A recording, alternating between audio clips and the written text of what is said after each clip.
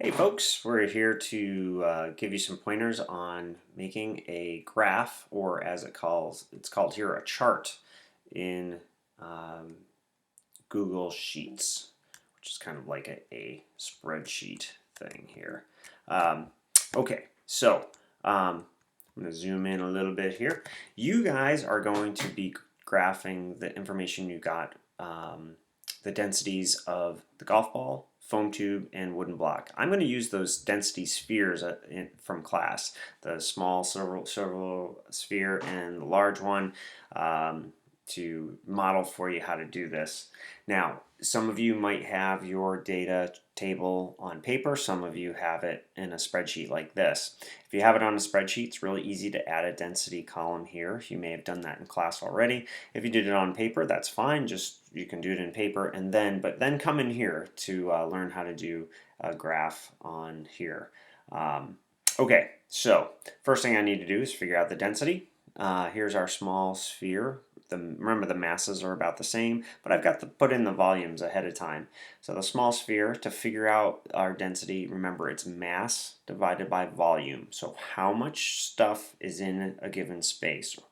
So I'm going to take 149 over here on my calculator, 0.3 divided by 22.3 equals, and I'll round it off to the nearest, actually I'll just round that off to 6.7 grams per milliliter. So what that means, if you took the small sphere and cut out a milliliter of space or a cubic centimeter of space, there would be 6.7 grams of matter in it. That's pretty dense. That's quite a bit of stuff in a small amount of space. Let's find out for the large sphere, 150.4. So it's slightly more mass, but way bigger volume. The volume of it. So we take 150.4 divided by the volume, 1072.5. That's more than 1 liter. That's 1072 milliliters. So very low density. No wonder this thing floats. 0.014. Just round that off there. Oh, sorry, I put in the wrong number, didn't I? Just 0.14 grams per milliliter. Okay, so our table's all set.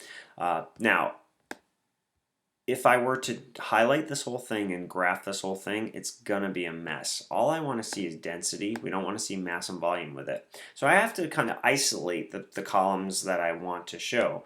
I want to show the sphere size. For you, it's your 3 objects. And I want density. So what I'm doing here, actually, let me slow down. I highlighted what I wanted. I used the shortcut key, but you can also do this edit, and I'm going to copying it, putting it where I want, and then I'm pasting it. And then when I graph it, I need to highlight what I want. To graph it, let me zoom out so you can see what we have here.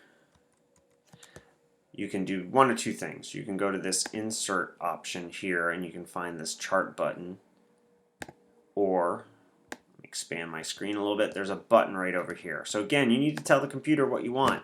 I want this right here, so I've highlighted it, I hit the button,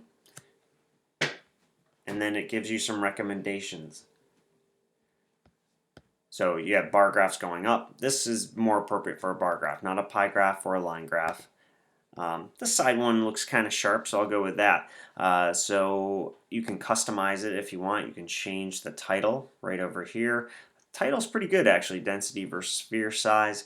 Notice that my X and Y axis are already labeled for me, but if they weren't, you can find this part right here, axis, and you can change from horizontal to vertical and then rename them. But because I did a good job of setting up my table ahead of time, my table labels are all in place, it all works out well. One last tip before I send you on your way. One thing people get stuck on is if they try to label the numbers. If you put grams per milliliter here, watch what happens on my table. It doesn't know what to do with it. You cannot have the labels in here. You just need raw numbers, which is why I put the label up top here with density. So give it a shot, see how it works out. Rewatch this video if you need to, and we'll take a look at these in class tomorrow.